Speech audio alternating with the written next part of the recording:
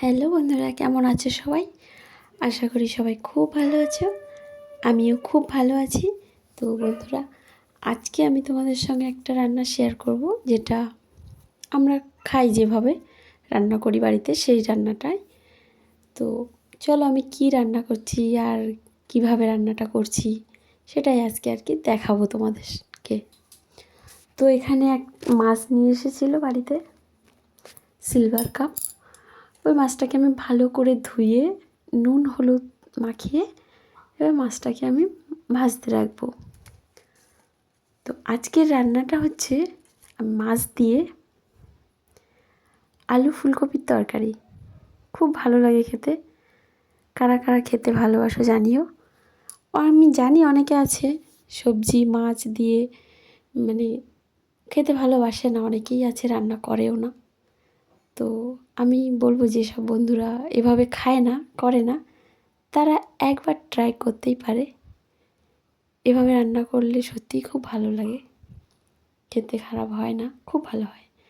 যাই হোক, তো আমি মাছগুলো ভেজে নেব এখন ভালো করে। নুন হলুদ মাখানো মাছটাকে ভেজে নিচ্ছি এখন, তারপরে বলছি। তো এইভাবে রান্না করলে কিন্তু সত্যিই খুব ভালো লাগে খেতে। আজকের আমার ভিডিওটা একটু বড় হচ্ছে, যেহেতু আমি পুরোটা ডিটেলসে দেখাচ্ছি, তো সেই জন্য। তো চলো, আমার মাছটা ভাজা হয়ে গেছে। এবার আমি আলু ফুলকপিটা ভেজে নেব। তো আলুটাও ভেজে নিয়েছি, ফুলকপিটা ভাজতে রেখেছি। জাস্ট নুন হলুদ দিয়ে ভাজা, আর কিছুই না। তো এই তরকারিটা রান্নার জন্য যা যা লাগবে: কাঁচা লঙ্কা, টমেটো, আদা রসুন, পেঁয়াজ, আর একটা ক্যাপসিকাম না দিলেও চলবে, ঘরে শুকিয়ে যাচ্ছিলো তো আমি দিয়ে দিলাম।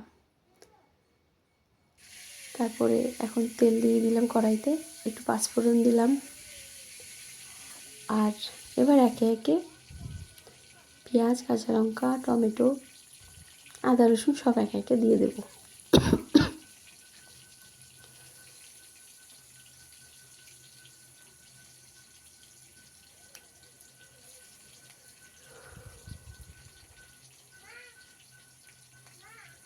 বলো।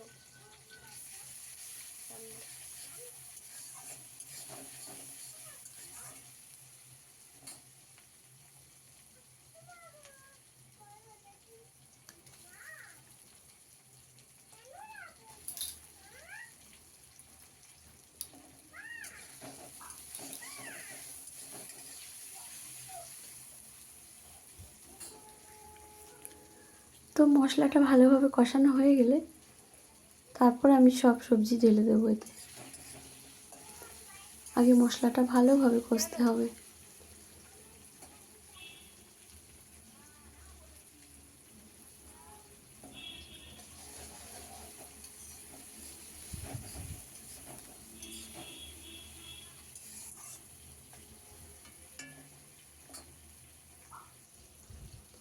তো এবার আমি একে একে মশলা দিয়ে দেবো। এটা হচ্ছে ধনিয়া পাউডার,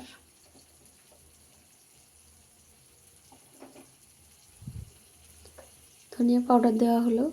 এখন লবণ স্বাদ অনুসারে, কম বেশি যেমন যে যেমন খায় আর কি। তারপরে হলুদ গুঁড়ো, এটাই আমার তরকারির মশলা আর কি, বেশি কিছু নয়।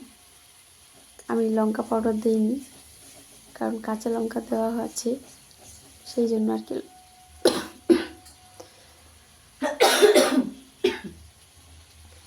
তো মশলাটা ভালো করে কষানোর পরে আর কি ফুলকপি আলু ভাজা রাখা ছিল যেটা, সেটা দিয়ে দিলাম।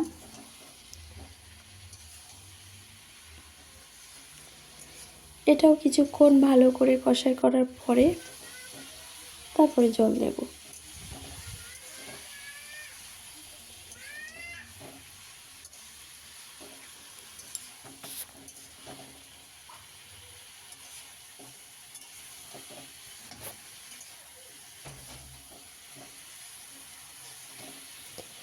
আমি জানি রান্নাবান্না সবাই জানে মোটামুটি, তবুও ভাবলাম এখনও অনেক মানুষ আছে যারা রান্নাবান্না সেভাবে পারে না, করতে জানে না। তো আমার এই রান্নাটা যদি কেউ সম্পূর্ণ দেখে করার চেষ্টা করে অবশ্যই পারবে। খুব সোজা সহজ একটা রান্না, সিম্পল একদম, সেরকম কিছু মশলা নেই, একদম সাদামাটা রান্না, ঘরোয়া।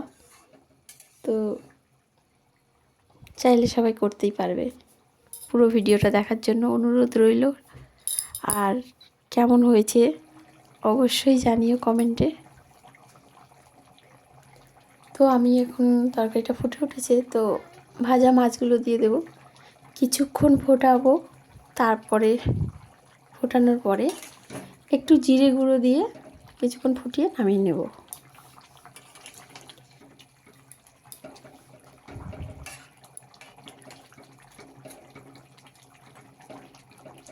অবশ্যই জানিও বন্ধুরা আজকের আমার এই রান্নাটা কেমন হয়েছে, কেমন লাগলো তোমাদের কাছে,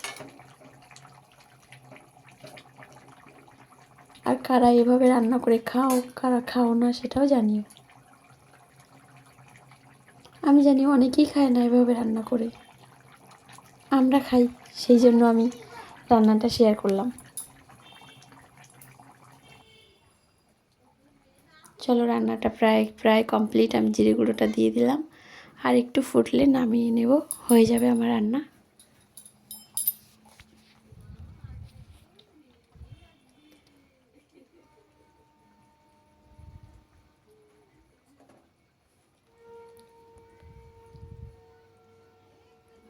তো আজকের মতো আমার রান্না কমপ্লিট। চলো টাটা, পরে আবার দেখা হবে অন্য কোনো সময়।